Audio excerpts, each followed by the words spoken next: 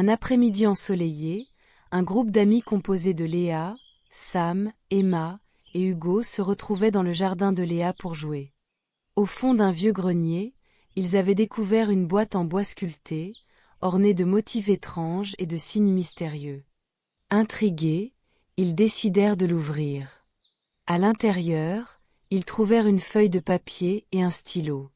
En lisant la note qui accompagnait la boîte, ils réalisèrent qu'elle avait le pouvoir de les transporter dans les histoires qu'ils imaginaient ensemble. Excités par cette découverte, ils se mirent à rêver à voix haute, imaginant des aventures fantastiques. Et si nous étions des pirates à la recherche d'un trésor caché? Proposa Sam. En un clin d'œil, la boîte brillait d'une lumière éclatante, et ils se retrouvèrent à bord d'un grand navire, en plein milieu d'une mer tempétueuse. Vêtus de costumes de pirates, ils naviguaient ensemble, affrontant des tempêtes et découvrant des îles mystérieuses. Mais rapidement, ils réalisèrent qu'ils devaient travailler ensemble pour surmonter les défis, comme lorsqu'un énorme serpent de mer surgit de l'eau. Léa utilisa son intelligence pour élaborer un plan. Emma, avec son courage, s'approcha du serpent avec un harpon, tandis que Sam et Hugo se tenaient prêts à aider. Finalement, ils purent apaiser le serpent en découvrant qu'il n'était pas hostile, mais simplement curieux. En lui racontant leur quête, le serpent leur dévoila l'emplacement du trésor, un coffre rempli de livres et de secrets du monde entier.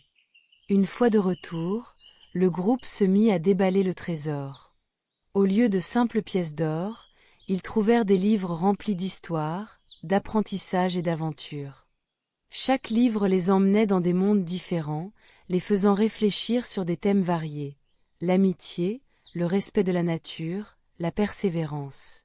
En découvrant tant de récits, ils réalisèrent que la vraie richesse ne résidait pas seulement dans le matériel, mais surtout dans la connaissance et les leçons de vie qu'ils pouvaient en tirer. Ils décidèrent de partager leurs découvertes avec les autres enfants du quartier, en créant un club de lecture où chacun pourrait explorer des histoires imaginaires. Ainsi, la boîte magique leur avait appris que l'imagination, l'amitié et la collaboration sont les ingrédients d'une aventure réussie. Leur expérience avec le serpent de mer les avait aussi sensibilisés à l'importance de comprendre et de respecter les autres, qu'ils soient humains ou créatures. En fin de compte, ils comprirent que la véritable aventure ne résidait pas seulement dans le fait de voyager à travers des mondes imaginaires, mais également dans la manière dont ils pouvaient enrichir leur réalité et celle des autres grâce à leur créativité et leur esprit d'équipe. Leur histoire se termina à l'école, où ils présentèrent leurs livres et leur expérience à toute la classe, partageant avec enthousiasme les leçons apprises. La boîte magique avait ainsi ouvert non seulement les portes de l'imaginaire, mais aussi celles de leur cœur. Leçon de vie.